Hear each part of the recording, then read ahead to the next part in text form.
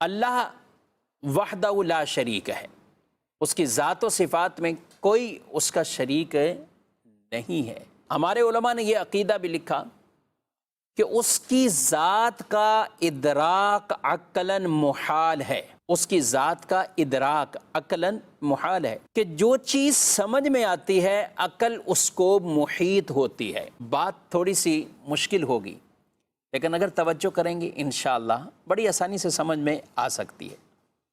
کہ جو چیز ہم عقل میں سوچتے ہیں اور عقل میں جو چیز آ جاتی ہے تو اس کا مطلب عقل نے اس کا احاطہ کر لیا، گھیر لیا۔ اور اللہ پاک کی ذات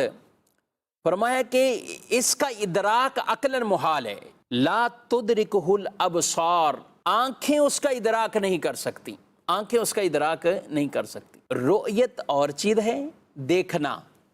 اور دیدار الہی یہ بھی ایک عقیدہ اللہ سے ہی متعلق ہے، جس بارے میں ہمارا عقیدہ یہ ہے کہ رب تبارک و تعالی کا دیدار، رؤیت دنیا کے اندر جاگتے ہوئے تو پیارے نبی صلی اللہ علیہ وآلہ وسلم کو یہ حاصل ہے۔ نبی پاک علیہ السلام کو رؤیت ہے، آپ نے اللہ کو دیکھا، دیدار کیا، حضور علیہ السلام کے علاوہ کسی کو نہیں،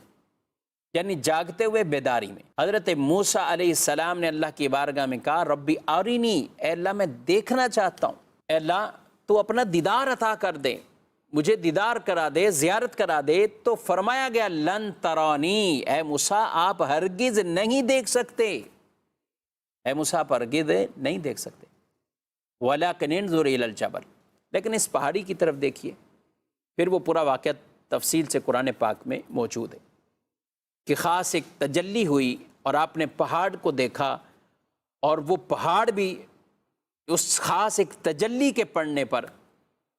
وہ جل جاتا ہے، اور حضرت موسیٰ علیہ السلام اس کو دیکھ کر بے ہوش ہو جاتے ہیں۔ تو آپ کو اللہ نے فرمایا لن ترانی، آپ نہیں دیکھ سکتے۔ یہ نہیں فرمایا کہ اے موسیٰ میں دیکھ ہی نہیں سکتا، نظر ہی نہیں آ سکتا، ایسا نہیں، بلکہ اے موسیٰ آپ نہیں دیکھ سکتے۔ اور رسول اللہ صلی اللہ تعالی علیہ وآلہ وسلم یہ وہ ہیں کہ جن کو خاص یہ فضیلت حاصل ہے، شرف حاصل ہے،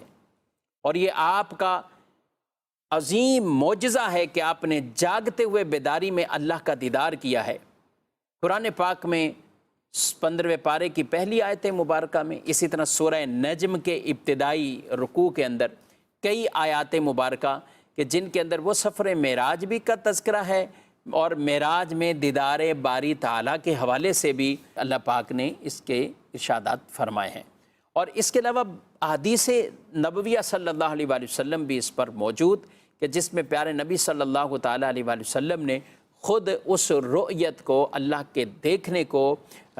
وہ آپ صلی اللہ علیہ وسلم نے بیان کیا۔ صحابہ کرام علیہم رضوان کے اس پر اقوال موجود ہیں باقاعدہ کہ جنہوں نے یہ بیان کیا کہ رسول اللہ صلی اللہ علیہ وسلم سے ہم نے خود سوال کیا، پوچھا ہے، اور آپ نے کہا ہے رأیت ربی، میں نے اپنے رب کو دیکھا ہے۔ دنیا کے اندر جاگتے ہوئے دیدار باری تعالیٰ حضور علیہ السلام کا خاصہ، البتہ خواب کے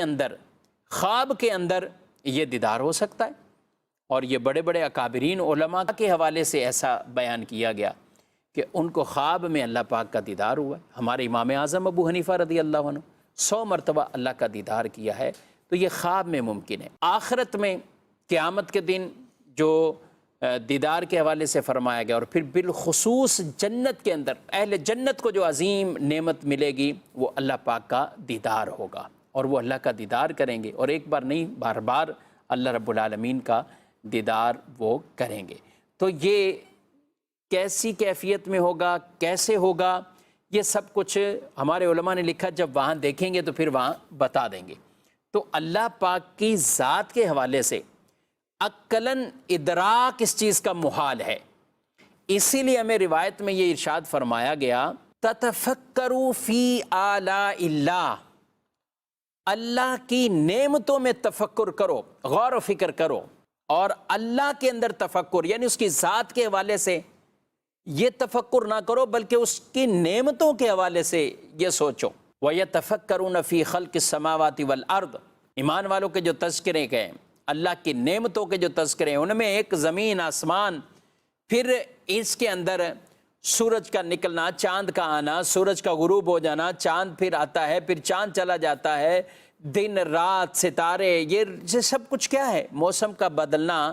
رات اور دن آنا، اسی طرح سردی گرمی، یہ سب کچھ آ جانا، یہ کیا ہے؟ تو یہ اللہ کی اس تخلیق میں، اس میں اور ان نعمتوں کے اندر غور کرو، اللہ کی ذات میں نہیں۔ اللہ کی ذات میں اس طرح کے وساوس اور خیالات میں نہ پڑو۔